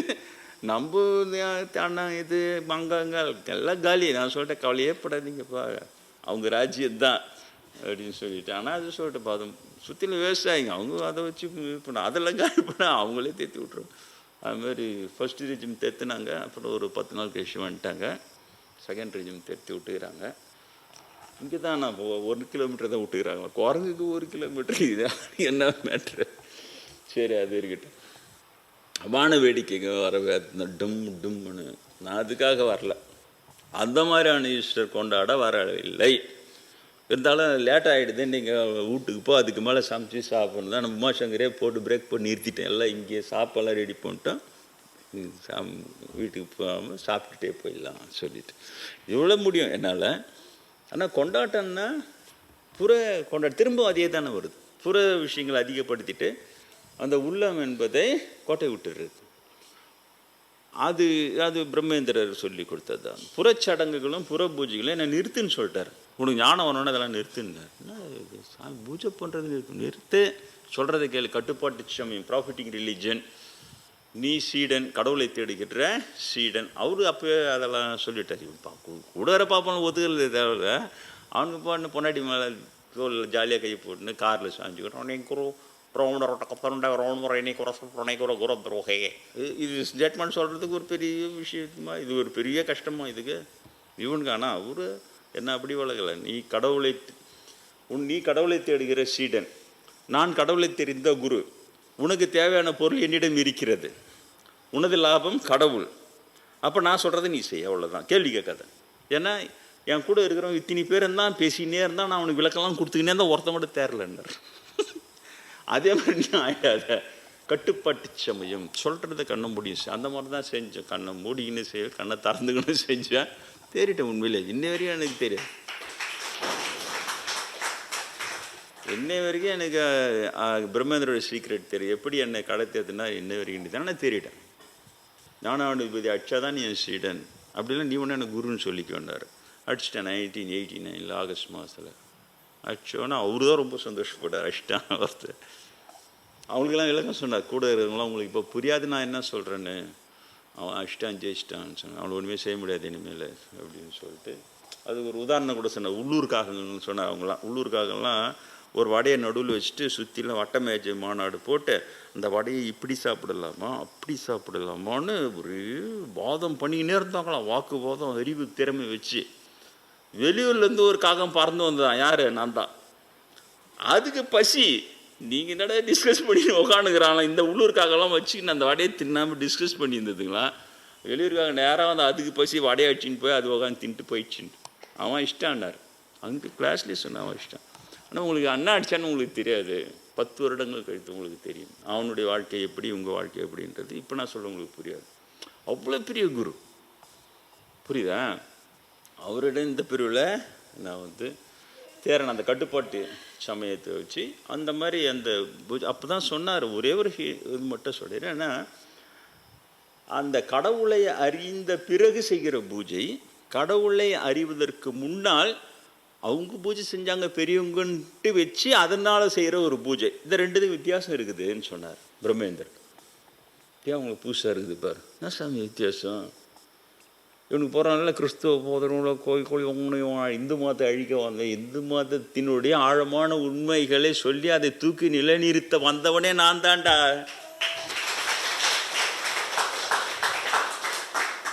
இந்து மதத்தின் கடவுள் உருவ வழிபாட்டில் உள்ள உண்மைகளை சொல்லி அதை தூக்கி நிலைநிறுத்த வந்தவனே நான் தான். நீங்கள் என்னடா என்ன பிள்ளைக்கா பசங்க உங்கள் பிச்சைக்கார புத்தியை வச்சு என்ன எடை போடுறீங்க? காசு வாங்கினானா கை கூலியாம் அப்படி இந்து மதத்தை அழிக்க வந்துட்டானா திருட்டு பசங்க. பஞ்சமுக விநாயகரை வச்சு தீட்சை கொடுத்து உங்களை பூஜை பண்ண வச்சுன்னு வரேன். அந்த பஞ்சமுக விநாயகர் எனக்கு காட்டிய ரகசியம் என்ன என்பதை தியானம் செய்ய வைக்க சொல்லியிருக்கிறேன். உங்களுக்கு பக்தியில் நீங்கள் தேறினா அப்போ உங்களுக்கு தானாக புரியும். கடவுளினுடைய ஒவ்வொரு திருவுருவத்திற்கு பின்னாலும் ஒரு மாபெரும் உண்மை பொதிந்திருக்கிறது, ஆன்மீக உண்மை. சித்தத்தினுள்ள சிவலிங்கம் காட்டியவர் எனக்கு இந்த பிரிவில் மயூரநாதன் முருகரை வச்சு சொல்கிறேன். நான் ஒருத்தன் தானே சொல்கிறேன். இந்து சமயம் அழிக்க வந்தவனா நான்? அவையாராக இருந்தபோது சத்தத்தினுள்ளே சதாசிவம் காட்டி சித்தத்தினுள்ளே சிவலிங்கம் காட்டின்னு பாடினேன். ஆனால் எனக்கு சித்தத்தினுள்ள சிவலிங்கம் இந்த பிரிவில் காட்டியார் இந்த மயூர பிரியா என்கின்ற இந்த முருகர்னு சொல்லி நான் அவருடைய வச்சு அந்த ஆழ்ந்த உண்மை இன்னை வரைக்கும் ஒரு பாப்பானா கேட்டேன்னா அது என்னது சாமிகளே, அது என்ன தாசரே, அது என்னது சித்தத்தினுள்ள சிவலிங்கம் காட்டினார். ஆமாம், உருவ வழிபாட்டில் ஒவ்வொன்றிலும் உண்மை பொதிந்திருக்கிறது. அவைகளை சொல்லுவதற்காக வந்தவனே நான் தான். நீ சொல்ல முடிஞ்சா? இவனுக்கு என்ன எழுதுறானுங்க? சிவலிங்க வழிபாடு என்பது ஆண்குறியை வழிபடுவதான். பெண்களுக்கெல்லாம் அருவருப்பாக இருக்காது. ஆண்குறியை போய் வழிபடுறீங்க, அங்கே போய் நின்றுன்னு கண்ணம் பிடிக்கணும். ஆண்குறியை அவன் வீட்டுக்காரனுக்கு தான் இருக்குது, அதை வழிபடுங்க. வீட்டில் அவனை கட்டியா நடராத்திரி நிற்க வச்சு பூ போட்டு புஷ்பம் போட்டு அதானே இது. அது மாதிரி கேவலமாக எழுதி வச்சுக்கிறானுங்க. சிவலிங்க புராணம்னு எழுதி வச்சு கேவலப்படுத்தினுக்கிறானுங்க இவனுங்க. சித்தத்தினுள்ள ஒரு சிவலிங்கம் இருக்குதுரா, அதை தான்டா நாம் கருவறையில் வச்சு வழிபுறோன்னு சொல்கிறேன் நான். எது உண்மை, எது உயர்வு? அந்த புனிதமான உண்மையை தெரியாத தொட்டு இவங்களுடைய அந்த கச்சடா மூலையை வச்சு அதுக்கு ஒரு லிங்க புராணம் எழுதி அது கேவலப்படுத்தி வச்சுக்கிறானு இவனுங்க. வெளிநாட்டுக்காரங்க வந்தோடனே அவன் சிவலிங்கன்றது ஆண்குறி வழிபாடு, அவன் சிரிக்கிறான். ஆண்குறிக்கு ஒரு கோயில் கட்டி வழிபடுறோம். முட்டாளுங்களான்னு என்ன பண்ணுறது? முட்டாளுங்களா? இவ்வளோ தானே உன்னால் பதில் சொல்ல முடியும். என்னை போல் சொல்ல முடியுமா? சித்தத்தில் சிவலிங்கம் இருக்குதுடா, அந்த சிவலிங்கத்தை நான் எனக்கு முருகப்பெருமான் காமிச்சார்றா, அந்த சிவலிங்கத்தை தாண்டா நாங்கள் கருவறையில் வச்சு சித்த சிவலிங்கத்தை வழிபடுறோம். நாங்கள் எது ஆண்குறி வழிபாடு? சொல்ல வந்தவனே நான் தான். புரியுதா? இந்த உண்மை உணர்ந்தால் இந்து சாமியை நிற்குமா?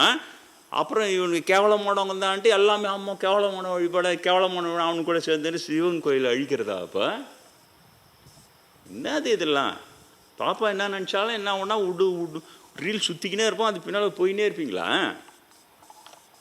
திரும்பி நிற்கணும். நீங்கள் அன்றைக்கினா ஒரு நாள் பாப்பானே இதை புழுவாத, ஏற்கனவே அண்ணாமலையாட்ட புழுவி சாபம் வாங்கி வச்சுக்கிற, நடராஜரை கொலை பண்ணியே தீர்வோம், இவர் ஈஸ்வரனே இல்லைன்னு சண்டை போட்டு அவர் உங்களெல்லாம் ஜெயிச்சு ஆடிய தாண்டவம் தான். காரணம் எங்களுக்கு நல்லா தெரியும், தார்காவனத்தில் இருந்து இந்த வேலையை பண்ணிங்க, நீரீஸ்வரவாதம் பண்ணிங்க, அதனால் இந்த வேலையை என்கிட்ட வச்சுக்கான்னு தாசன்மார்கள் எழுந்து நிற்கணும். புரியுதா? உங்கள் மூளை அறிவு வேலை செய்ய விடாமல் இருக்கிறதுக்காக தான் அவன் மதவாதத்தை கலப்புறான். இவன் அந்த கைக்கூலி, இவன் யூத சமய கைக்கூலி, இவன் கிறிஸ்துவ கைக்கூலின்னு சொல்லிக்கினே இருக்கிறது உண்மையாளர்களை.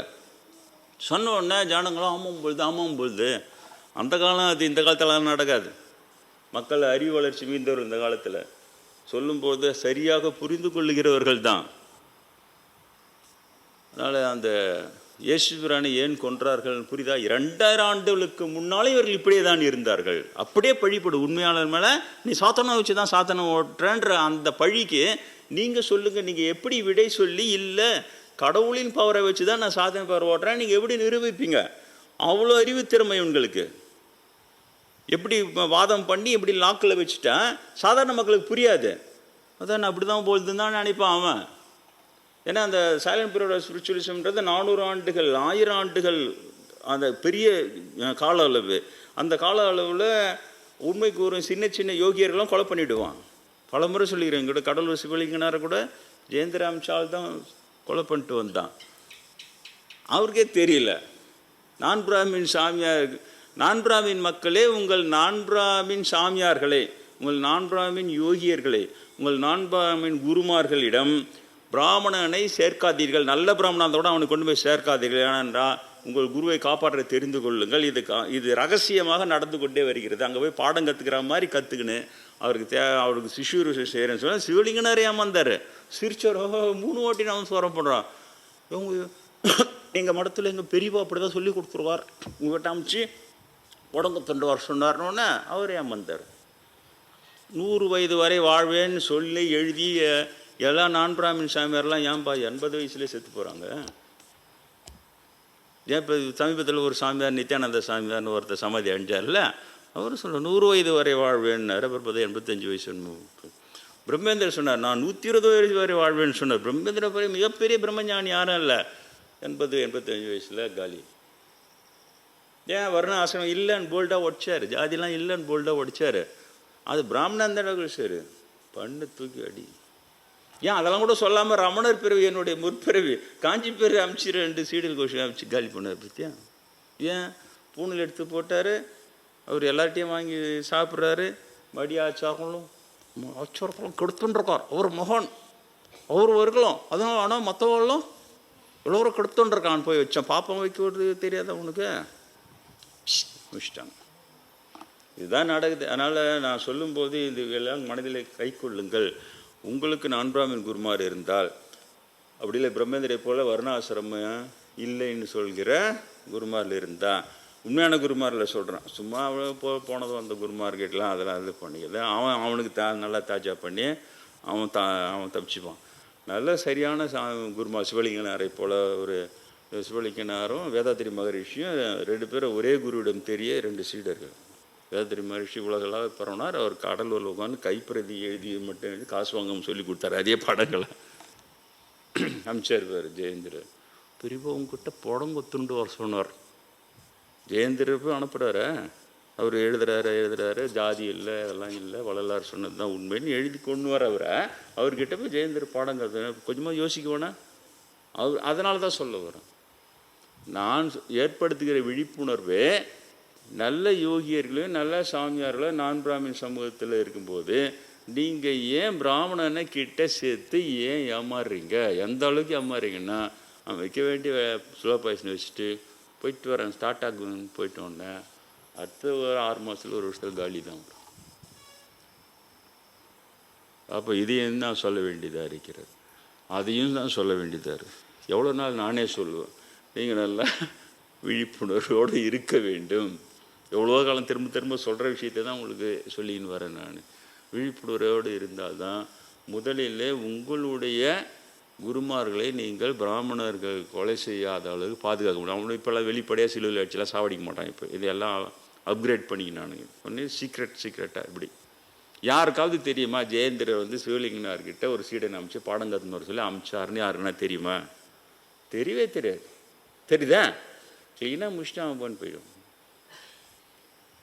என் தந்தையார் அவரிடம் சென்று அவரிடம் நான் கடவுள் இருப்பதை நிரூபிச்சிட்ட பிறகு அவர் சிவலிங்கனார்கிட்ட போய் பாடம் கற்றுக்கின்னு அவர் இது பண்ணுவேன். அப்போ தான் எனக்கு அது மூலமாக தான் இந்த தகவல் எல்லாம் தெரியும். ஒன்று ஒன்றா தெரியும் சின்ன வயசில்.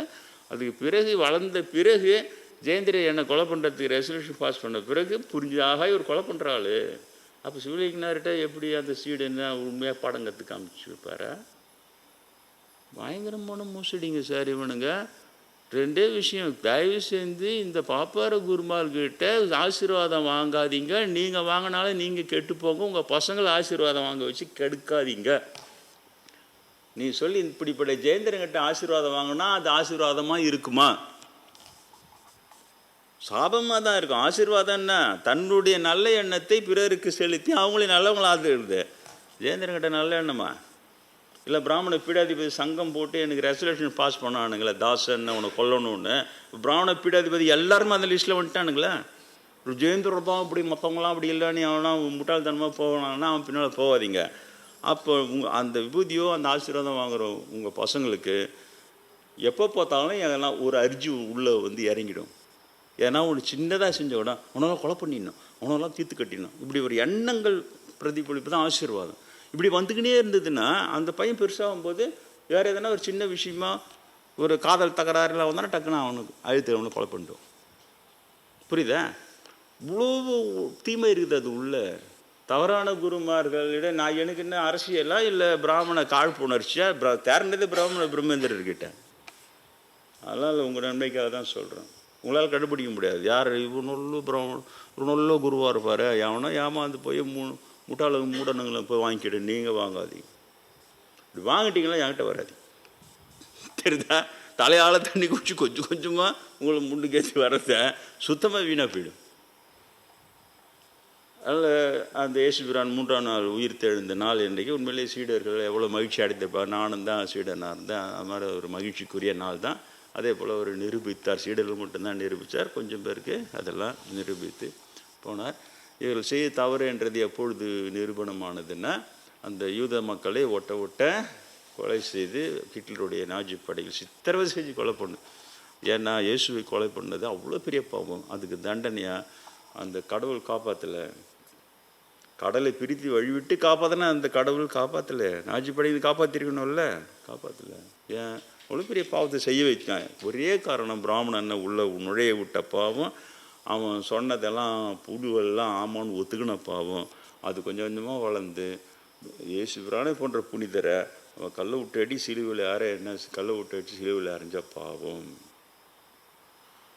அதே பாவம் தான் இங்கே அவர்கள் வந்து சமண சமயத்தை நுழைந்து நல்ல சமண சமயத்தை கெடுத்து குட்டி சுவராக்கி அதே வேலை இங்கே செஞ்சு அப்புறம் கல்லில் கட்டி கடலில் போட்டு விஷத்தை விட்டு குடிக்க வை, சுண்ணாம்பு காலையில் வச்சு சுடு, மத யானையை விட்டு மீறின்னா பாரு. அதே பார்க்கணும் இங்கே செஞ்சானா இல்லையா? ஏன் சமண சமயம் அழிந்து புரியுதா? இப்போ அதனுடைய பலனாக தான் சமண சமயம் அழிந்தது. மகாவீரரே நான் தான். மகாவீரர் தான் சம்பந்தராக பிறந்து வந்தார்னு இன்னும் புத்தகத்தில் எழுதி வச்சுக்கிற பிரம்மேந்திரர். அப்பயே மகாவீரர் சம்பந்தராக வந்து ஏன் சமணர்களை தண்டித்தார்னு கேட்டதுக்கு சொன்னார், தன் சமயத்து குற்றங்களை களைவதற்காக வந்தார் அவர். தன் பேரால் நடக்கிற அநியாயம் அது, அதனால் அவனை தண்டித்து திருத்தினார். அதில் இன்னொரு ரகசியம் இருக்குது. பிராமணனை தண்டிச்சா பிரம்மகத்தி வந்துடும், பிராமணனை வந்து மரண தண்டனை கொடுத்துட்டா பிரம்மகத்தி வந்துடும் சொன்னாங்க. 8000 சமண பிராமண பண்டிதர்களை குலச்சிறை நாயனார் என்ற ஒரே அமைச்சரே தலையை சீவுறார். 8000 பிரம்மகத்தி வந்தால் என்ன ஆயிருக்கணும்? உத்தரவு போட்டால் நின்ற சீர் நெடுமாறன் நாயனார். இன்னைக்கு 2 பேரை கைலாயத்தில் இருக்கிறாங்க. சிவன் புண்ணியம்னு சொன்னான் அதை இல்லையா? செய்த புண்ணியத்தால் நான் சிவனை எண்ணினேன்னு சொன்னார் பட்டினத்தார். புண்ணியம் இருந்தால் தான் சிவனை எண்ண முடியும். தீதற்ற மன்னவன் என் சிந்தையில் நின்று தெளிவதற்கோ காதற்ற ஊசியை தந்து விட்டான் என் கைதணிலேன்னு பாடுறாரு. யார்? பட்டினத்தடிகள். அவ்வளோ பெரிய புண்ணியம் இருந்தால் தான் சிவனே எண்ண முடியும். அப்போ கைலாயமே போனோம்னா அது எவ்வளோ பெரிய புண்ணியம். 8000 பிராமண பண்டிதர்களை சிரச்சேதம் செய்தது அவ்வளோ பெரிய புண்ணியண்டா. குலச்சிறை நாயனாரை கைலாயத்தில் கொண்டு சேர்த்த புண்ணியம். நின்ற நெடுமாறு நாயனாரை கைலாயத்தில் சேர்த்த புண்ணியம். 63 நான்மார் சிலையில் இன்னும் அவங்க சிலையும் இருக்கிறது. கும்பிட்றோம். யார்கிட்ட கதை ஓடுறீங்க? பிரம்மஹத்தின்னு திருட்டு பசங்க. பிராமணன்ற வார்த்தையை திருடிக்கினானுங்க, அவ்வளோதான். உண்மையிலே பிரம்மஞானம் அடைந்த பிராமணனை கொலை செய்தால் அது பிரம்மகத்தி தான். ஆனால் இவங்கெல்லாம் திருட்டு பிராமணனுங்க. அந்த பிராமண டைட்டில் பிடுங்கி தான் ஜாதிக்கு வச்சு நாங்களெல்லாம் பிராமணன் சொல்லி எங்களெல்லாம் தண்டிச்சா இதுன்னு சொல்லி சரி அப்படியே ஒழுக்கமாக வாழ்ந்தாவது ஜனம் கண்டுக்க மாட்டேன். எதை வாழ்ந்துட்டு போகிறான்னு இந்த வேலையை செய்கிறது. சாஸ்திர ரீதியாக பெண்களுக்கு கற்பழிக்கிறது அங்கே கேரளாவில் நடந்த அநியாயம் இன்னை வரைக்கும் இப்பவும் பேசுகிறாங்க. 80 வருஷம் முன்னால் தான் அதை நிறுத்துகிறாங்க. மன்னனே இளவரசனே ஒரு இளவரசி திருமணம் செய்ய கூட ஃபஸ்ட் நைட்டுக்கு பிராமணங்கிட்ட அமைச்சிடணுமா. அப்புறம் தானே அவனுக்கு மனைவி. எவ்வளோ அநியாயம் பண்ணி வச்சுக்கிறானுங்க. பிராமணன் இவன் பேர். ரொம்ப மோசம். பேசிக்கினே போகலாம், இன்றைக்கெல்லாம் நாளைக்கெல்லாம் பேசிக்கினே போகலாம். நீங்கள் உங்கள் மண்டையை உஷாராக வைக்கல. பாப்பனை பார்த்தாலே பயப்படுங்க. கண்டு முட்டு. இன்றைக்கி ஒரு பிராமணன் பார்த்துட்டேன். அவனை கண்டதினால் முட்டுன்னா பாவம். அவனை கண்டதினால் எனக்கு பாவம் வராமல் என்னை காப்பாற்று கடவுளே. பிராமண விளக்கத்தை கேட்டால் கேட்டு முட்டு. பிராமண விளக்கத்தை கேட்டுட்டு அதை கேட்டதினால் என் மனம் பாவம் அடையாமல் கேட்டு முட்டு வராமல் என்னை காப்பாற்று கடவுளே. உண்மையிலே வேண்டுங்க. நான் சுமணங்காட்டியும் இது நான் அரசியல்வாதியா சுமணங்காட்டியை சொல்லி விட்டு அப்படி தூண்டி விட்டு அப்படி கலறி விட்டான். அதை அவன் செய்வான் இல்லையா? அவன் திருந்தறதுக்கு விருப்பம் இல்லை. அதனால் அதுக்கு வேறு காரணம் சொல்லுவோம். வேறு காரணம் 100 சொல்லுவான் பிராமணன். அதெல்லாமும் முட்டில் சேர்த்துங்க அந்த பாவனை. இயேசுபிரானுடைய அந்த உயிர் தெழுந்த ஞாயிறு தினமான என்று அது சாதாரண விஷயம் இல்லை. தானே பலியாகவும் தெரிஞ்சே பலியாக வருது. நான் என்னை சாவிச்சிடுவானுங்க, இருந்தாலும் 3ஆம் நாள் உயிர் தெழுந்து வருவேன். அவ்வளோ பெரிய தியாகம். ஆனால் தியாகம் வீண் போகலை. ஏன்னா அவரிடம் நான் சென்ட் பீட்டரா தேர்ன அந்த புண்ணியத்தினால தான் சம்பந்தரா இங்கே பிறக்கிறேன்.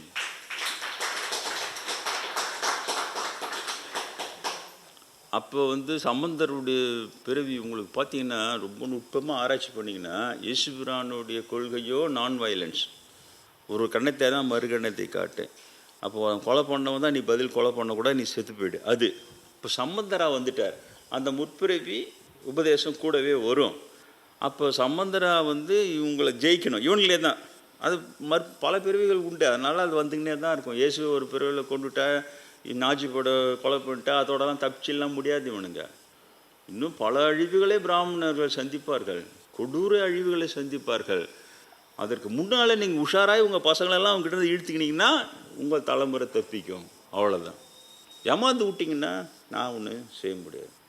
அப்படி அவர் சம்பந்தர் வர்றாரு. இந்த மாதிரி அவர் இதுவும் கூடாது. ஆனால் இவங்களை ஜெயிக்கணும். அப்போ கரெக்டாக மீதி பேர்லாம் உள்ளே நுழைக்கிறான் பாரு.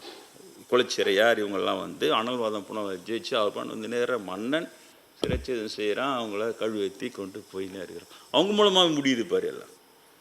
அந்த மாதிரியான ரொம்ப ஷார்ப்பான விஷயம் இதெல்லாம். அது நினைவிலே கொள்ளுங்கள். இயேசுபிரானுடைய சமீபகால பாடங்களாக நான் எடுத்துக்கொண்டு வருவது, கடவுள் அகம்புறம் 2 படைத்தானே, புற சுத்தத்தை மாத்திரம் பெரிதுபடுத்துகிறீர்களே பிராமணர்களே, உள்ளத்தில் பொல்லாங்க நிறைந்தவர்களாக இருக்கிறீர்களே, உங்கள் உள்ளத்தை எப்பொழுது சுத்தம் செய்து கொள்ள போகிறீர்கள்னு கேட்டார் சார். அந்த ஒரு கேள்வி தான் சாவடிச்சோம்.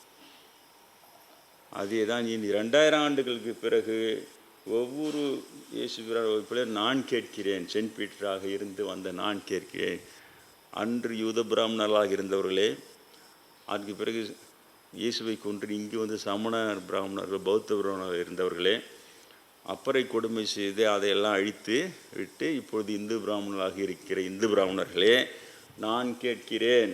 புற சடங்கு மடி ஆச்சாரம் கடவுள் ஜாதியை பட்சம் வசி ஜாதியெல்லாம் அழுட்டுன்னு அழுட்டுறீங்களே, கடவுள் அகம் புறம் என்று 2 படைத்தானே, புற சுத்தத்தை பெரிதுபடுத்தி உங்களுக்கு உயர்வாக காட்டிக்கொள்கிற பிராமணர்களே, உங்கள் அகத்திலே அடியார்களை கொலை செய்வதற்கு ரெசல்யூஷன் பாஸ் பண்ணி பிராமண பீடாதிபதி கூட்டி கொலை பண்ணுற அளவுக்கு உங்கள் உள்ளம் கொடூரம் நிறைந்த பொல்லாங்கு நிறைந்திருக்கிறதே. அன்று இயேசு கேட்ட அந்த கேள்விக்கு நீங்கள் சரியாக பதில் சொல்லியிருந்தால் இன்று திருந்தி இருப்பீர்களே. இப்பொழுது நான் கேட்கிறேன், உங்கள் இந்த பொல்லாங்கு நிறைந்த இந்த உள்ளத்தை நீங்கள் சுத்தபத்தமாக்குவதற்கு நீங்கள் என்ன நடவடிக்கை எடுத்திருக்கிறீர்கள்? நீங்கள் என்ன பின்பற்றுகிறீர்கள்? அதை சொல்லுங்கள் என்று நான் கேட்கிறேன். கண்டிப்பாக அவளிடம் பதில் வராது. அதை சாக்காக வைத்து உங்களுக்கு சொல்கிறேன். புறச்சுத்தம் அகச்சுத்தம் 2 இருக்கிறது. புறசுத்தத்தில் கொஞ்சம் முன்ன பின்ன இருந்தாலும் அகசுத்தம் தான் கடவுளின் பார்வைக்கு உண்டு. அதனால தான் புறம் தூய்மை நீரால் அமையும், அகம் தூய்மை வாய்மையால் காணப்படும் சொல்கிறார். அதுக்கப்புறம் அறத்திலெல்லாம் பெரிய அறம் அகத்திலே சுத்தமாக இருப்பது தான் அப்படின்னு சொல்லிட்டு சொல்கிறார் இல்லையா? மனத்துக்கண் மாசிலனாதல் அனைத்து அரண் ஆகுலை நீரப்புற. மனத்துக்கள் நீ மாசு இல்லாமல் இருப்பதுதான் உண்மையான முதல் அறம். தர்மம்ன்றான்ல இவன் வர்ண ஆஃபர்ம தர்மம்னார். அது இல்லை, மனத்துக்கண் மாசு இல்லாமல் இருப்பதுதான் முதல் தர்மம். மற்ற தர்மங்கள் எல்லாம் ஆகுல நீர பிற, அதுக்கு பிறகுதான் மீதி எல்லாம் சொல்லிட்டு திருவள்ளுவர் சொன்னதும் அதே தான். நினைவில் வைத்துக் கொள்ளுங்கள். இயேசுபிரான் கேட்ட அந்த கேள்வியை நீங்கள் மனத்திலே வைத்துக் கொள்ளுங்கள். புறசுத்தமாகவும் தான் இருக்கணும். நான் அதையே பெரிதுபடுத்தே ஒரு பெருசாக ஒரு ட்ராமா காட்டாமல் அகத்திலே பொல்லாங்க நிலையாக இல்லாமல் இருக்கணும். ஏன்னா கடவுள் உள்ளே இருக்கிறவன் அந்த அகத்தின் அகத்தை தான் நான் பார்க்கிறேன், இதயத்தை தான் பார்க்கிறேன். அதனால் நாம் எப்பொழுதும் அந்த உள்ள சுத்தம், உள்ளத்தில் நாம் நல்லவர்களாகவும் சரியாகவும் இருக்க வேண்டும். அதை நினைவிலை கொள்ளுங்கள். இயேசுபிரானுடைய ஆசீர்வாதம் உங்கள் அனைவருக்கும் கிடைக்கும்.